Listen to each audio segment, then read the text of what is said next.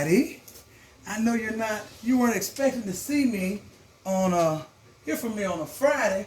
We do everything on Saturday night, but this is a special Friday teaser because at Food for the Soul, because I have had a lot of my friends ask me about my pork shoulders and how I get them so tender and what I do and everything. So I'm going to show you a quick little trick about cooking pork shoulders, how I do it here at Food for the Soul. First of all, we got a nice pork shoulder. You can see that real nice pork shoulder here.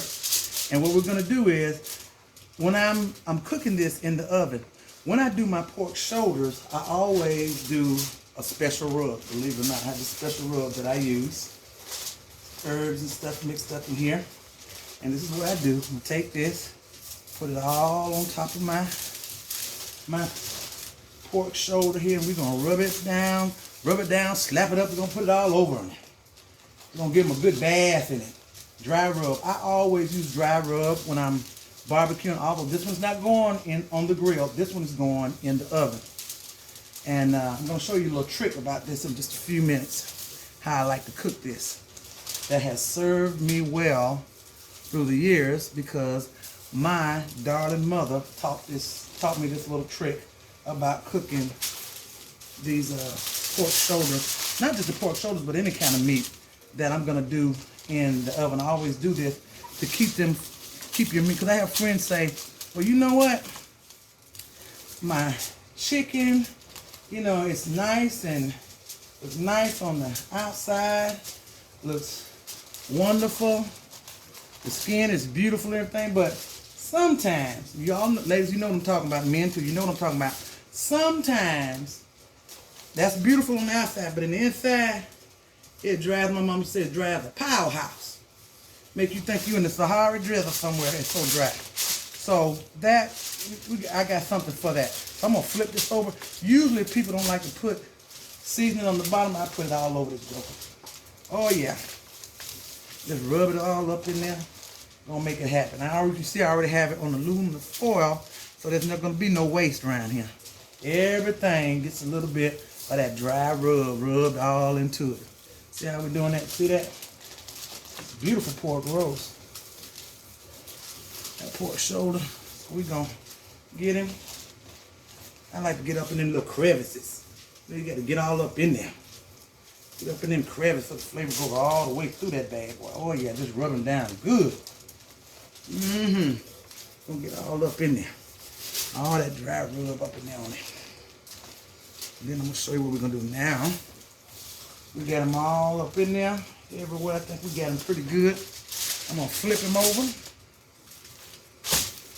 Oh, look at that. Look how pretty he is. He's waiting on me. Oh, he's waiting. So, usually when I do this, sometimes I will, depending on what kind of hurry I'm in, sometimes I'll let it sit overnight. And then sometimes I might let it sit for about, maybe an hour, 2 hours at tops. If I want to go ahead, I'm in a hurry, I want to go ahead and get stuff done. And that's just to let that dry rub just kind of soak into that meat. And so, like I said, we've already got it in aluminum foil, so we're just going to fold this over like this. Fold it over like that. Oh yeah. Roll that up like that on both sides. Then we're going to come back again because we want this to be very insulated, real nice when I put it in here. I'm going to tell you the reason behind that in just a minute. Then I'm going to roll these in just like this. Oh yeah. We're going to roll them up just like this. Make sure we got it all. Yeah, there we go. All rolled up in there just like this.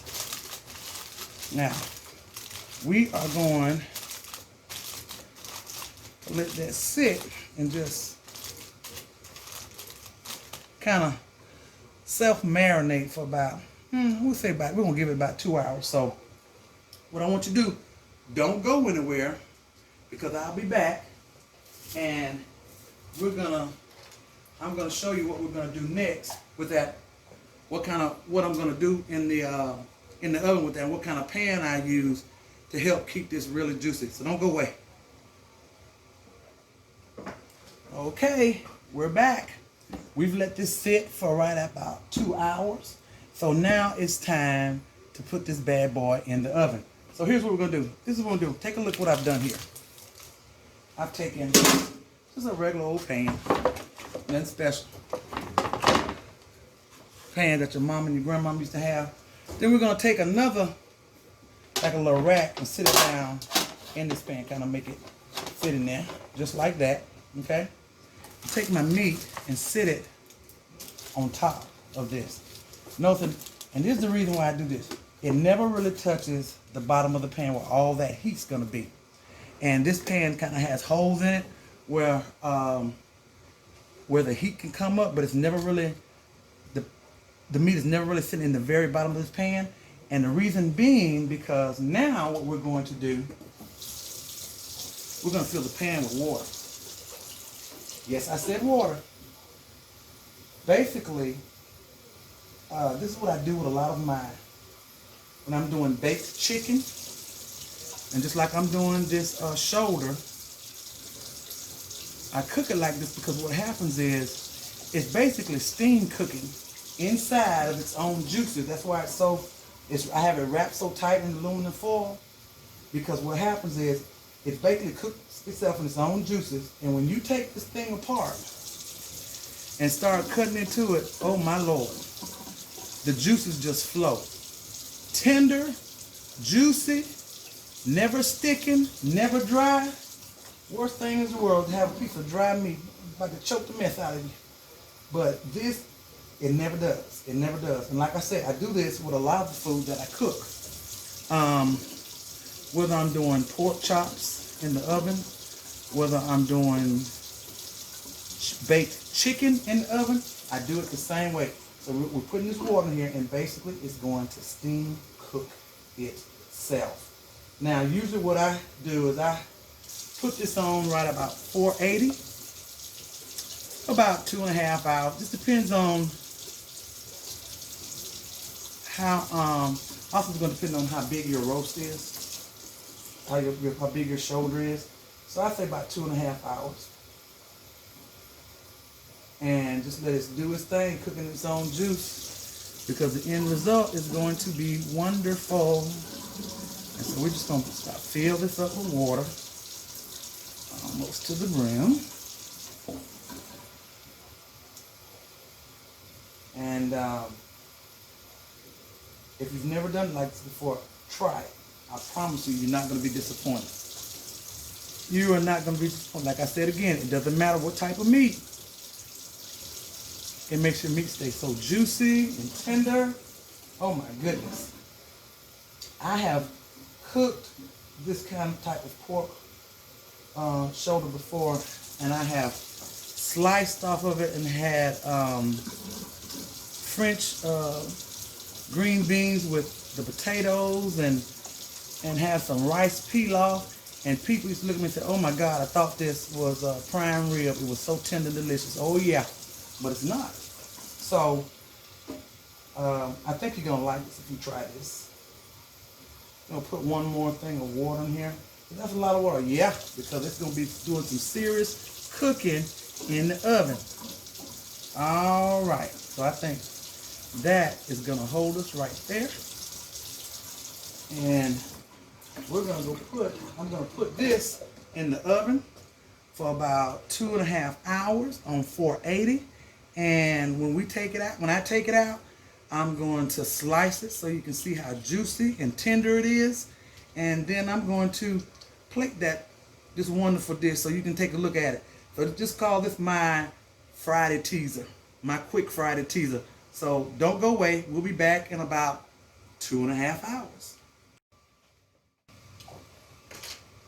Okay, we are back, and it's time to take a look at the finished product. We've taken them out of the oven, so let's take a look and see, you guys, what it is we have. How it's looking. Oh yeah, let's see. Oh my, here we go. Can you take a look at that? Ooh, Let me pull this down where you can see it. See all those juices? Can you see that? Oh yeah. Ooh, Lord of goodness mercy. See all that juice? It's basically just uncooked in its own juice there. So I tell you what, let's take a look. And see if we can cut into this bad boy and see what we looking like. What you think? Shall we? Let's take a look. Let's take a look here. Oh my.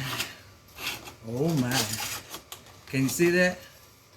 Oh my. Let's take a good look. Oh my. Ooh, baby. I do believe we could. Look how pretty that is. Oh my. Look at that. Ooh. Look at those juice. Look at that. Can you see that juice coming out of there? Oh, look at that. Look at that. Oh, this is delicious. This is going to be delicious. Let's cut another slice there so you guys can take a closer look.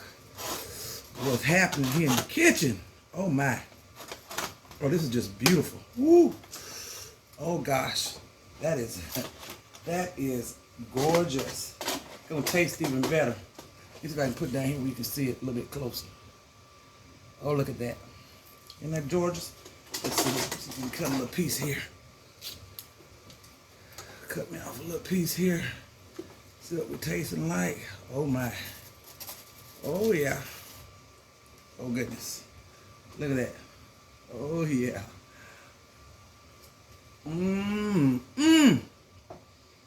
Ooh, Lord have mercy.